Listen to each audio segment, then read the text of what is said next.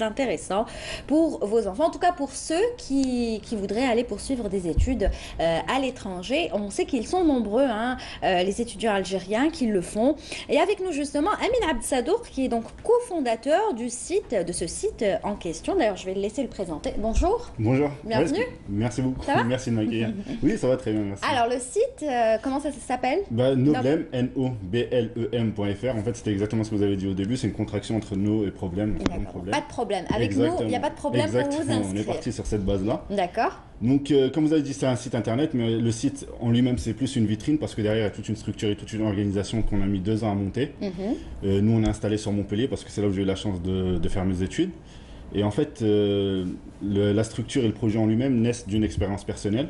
Cette expérience, c'est le fait que, voilà, comme beaucoup d'étudiants, il faut savoir qu'aujourd'hui, on est 23 000 étudiants algériens qui évoluent en France. Quand même.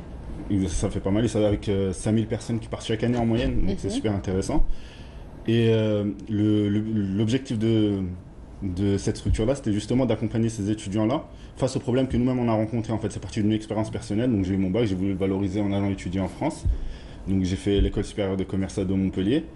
Et à partir de là, on s'est dit, ouais, il y a peut-être quelque chose à faire quand on a rencontré ces problèmes-là. Et on a commencé à développer le projet autour de ça. Donc on est passé par plusieurs étapes, ce qu'on appelle des incubateurs d'entreprise, qui nous ont permis de développer le projet. Donc d'incubateur en incubateur, on a eu la chance l'année dernière de participer à un concours qui s'appelle le PE, le prix entrepreneur étudiant. On a eu la chance de le gagner dans notre catégorie, la catégorie au-delà des frontières.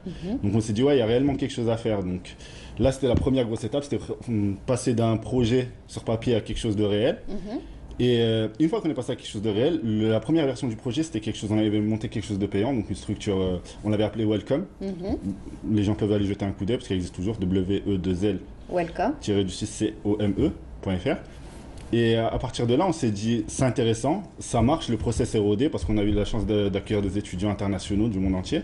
Donc on est même allé jusqu'à l'extrême, enfin l'extrême, on a commencé par des étudiants asiatiques parce qu'on s'est dit, vu que la culture elle est super éloignée, plus Donc, la ils sont langue, plus nombreux aussi, exactement. Donc on s'est dit, on va commencer par le plus dur parce que si on arrive à roder un concept autour de ça, on y arrivera parfaitement avec l'Afrique. C'est ce qui est intelligent parce qu'en général, on commence toujours par le moins dur pour aller vers le plus dur. Non, nous, on s'est dit, on va commencer. Exactement. On s'est dit, on va commencer par le plus dur parce que si on arrive à faire quelque chose, derrière un continent et même un pays qu'on maîtrise, l'Afrique d'une manière générale et l'Algérie pour être précis parce que c'est mon cas et ça me tient à cœur. À partir de là, oui, on s'est dit, il y a vraiment quelque chose de possibilité de faire quelque chose. Donc on a monté Welcome à la base. Donc à partir de là, mais il y avait toujours le petit regret de ne pas pouvoir le rendre accessible à tout le monde, vu qu'il y avait une contrepartie financière.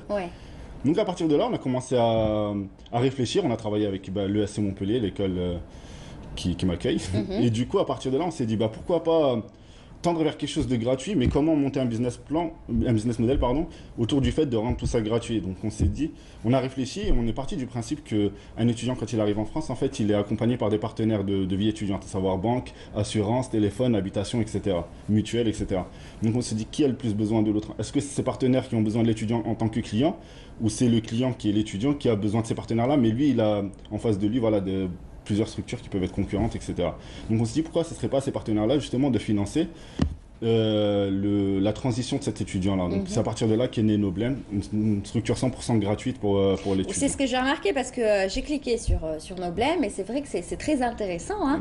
C'est-à-dire que vous n'avez rien laissé au hasard. Vous êtes occupé de tout pour informer. Je parle bien de informer et faciliter un petit peu l'installation de l'étudiant. Parce qu'en général, l'étudiant quand il part, il est un petit peu perdu. Il court à gauche, à droite. Et là...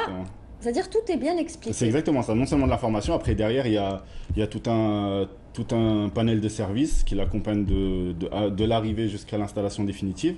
Donc on a même pensé au fait que voilà, comme il y a des étudiants qui n'ont pas forcément envie ou les moyens d'appeler et rester longtemps au téléphone, parce que nous quand on discute avec l'étudiant par téléphone, c'est qu'on prépare tout un fichier le concernant pour son arrivée en fait, en prenant tous les critères en compte, etc. Voir en fonction de sa demande, est-ce que possible de faire ce qu'on est capable de faire. Donc à partir de là, en fait, c'est tout simple en fait. C'est pour ça on dit que le site est super simple, c'est qu'il suffit juste de mettre son numéro de téléphone. C'est l'équipe qui appelle derrière pour justement discuter avec l'étudiant et s'informer de tous les critères dont on a besoin pour l'accompagner. Après, on l'accompagne tout simplement de son arrivée jusqu'à l'installation définitive. L'arrivée, c'est-à-dire nous on travaille, en fait, comme on a tendance à le dire, c'est une structure pour les étudiants internationaux, par des étudiants internationaux, avec des étudiants internationaux. Donc nous, on fait appel à des étudiants internationaux qui sont justement rémunérés pour accueillir les nouveaux arrivants et les accompagner, c'est-à-dire les accompagner sur un peu la visite de la ville déjà. Carrément, ça commence comme ça. Exactement, c'est vraiment... En fait, pour endiguer le sentiment de solitude que peuvent avoir certains étudiants qui partent justement loin de chez eux, qui se retrouvent seuls face à une administration qui peut être quand même pas mal lourde, face à des choses qu'on ne maîtrise pas forcément, la recherche d'appartement. Une fois l'appartement trouvé, il faut un garant. Pour avoir un garant, c'est très compliqué quand la famille habite à l'extérieur, donc on a tendance à demander à des gens, etc. Donc là, c'est vraiment les accompagner de l'accueil jusqu'à l'installation définitive. Donc ils sont accueillis, ils sont pris en charge par ce qu'on appelle un étudiant hôte. Oui, ça vous l'allégez quoi. Exactement, on essaie d'alléger au maximum. En fait, on part du principe que la base, elle est simple, c'est que quand on arrive la première année, on est tellement pris par tout ça, donc on a tendance à oublier le principal. Le principal, c'est les études en fait. C'est les études, ouais. Et donc c'est pour ça on perd du temps. Exactement, on perd du temps. Au lieu d'être en cours, on la passe entre administration, structure, etc. À chercher toujours le document, le papier, s'installer. Est-ce que j'ai trouvé un appart? En attendant, je loge chez qui? Est-ce que je prends un hôtel? Est-ce que je fais appel de la famille, etc. C'est vrai. Mais quand vous dites ça, parce que là vous m'avez dit que vous étiez installé à Montpellier. À Montpellier, mais vous vous occupez des étudiants des autres villes? Exactement, aussi de toute la France. En fait, dernièrement, les tout derniers étudiants qu'on a reçus, c'était à Rennes. Alors qu'on n'est pas du tout basé à Rennes. Rennes, c'est pas une ville qu'on maîtrise obligatoirement. Mais en fait, la force du fait de travailler avec des étudiants internationaux, c'est qu'ils sont présents partout en France. Donc ceux-ci s'inscrivent. C'est ce que j'allais vous dire. J'allais vous dire comment vous faites, par exemple, pour ceux qui sont à Paris ou justement, on est en contact avec plusieurs étudiants par un maximum de villes. Et même quand on a une demande pour une certaine ville et on n'est pas en contact, on se laisse le temps de trouver un étudiant qui, en tant que ce qu'on appelle un job étudiant, est prêt à nous aider, à accompagner l'étudiant dans ses démarches. Comme je disais, pour Rennes, par exemple, on n'avait personne. Et en 2 jours, on a trouvé 2 personnes qui étaient 2 personnes pour les 2 personnes qui arrivaient, qui étaient complètement réceptives et qui ont pas mal aimé le projet. Donc en fait, vous avez essayé aussi de créer un réseau. Exactement, oui, le réseau, c'est créer une communauté tout simplement. Ça fait complètement partie du cœur du projet. C'est les étudiants qui accueillent, les étudiants hôtes, s'inscrivent sur le même plan qu'un étudiant qui compte arriver. D'accord. Et ça fait combien de temps que vous avez créé ce site? Ça a mis 2 ans de travail. On a créé la première version Welcome en début d'année.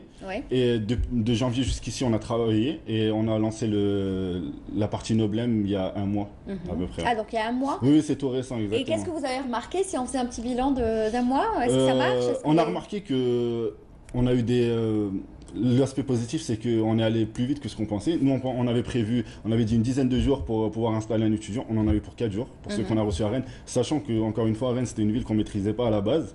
Mais le process était tellement bien rodé que ça s'est vraiment fait tout seul. Et on a aussi remarqué que les étudiants, comme c'est des étudiants internationaux aussi qui accueillent, ils sont super sensibles au projet et à la personne qu'ils ont en face parce qu'ils savent, ils sont passés par là. Ils sont passés par là et il y en a peut-être qui n'ont pas trouvé cette aide. C'est pour ça justement, même les gens qu'on aidera cette année ou l'année prochaine, on espère que sur les années suivantes, eux-mêmes deviennent des étudiants hôtes et puissent s'accueillir. La rentrée scolaire en France, c'est ce mois-ci, c'est septembre. C'est le mois de septembre, donc vous avez encore le temps et les étudiants ont encore le temps pour pouvoir vous contacter. Cette année, l'année prochaine, l'année suivante. C'est pour ça qu'on va rappeler encore une fois l'adresse. Si on pouvait juste l'inscrire, s'il vous plaît, d'ici la fin de notre interview en bas de l'écran. Alors c'est www.noblem. Noblem. Voilà, .fr. Exactement, c'est tout simplement.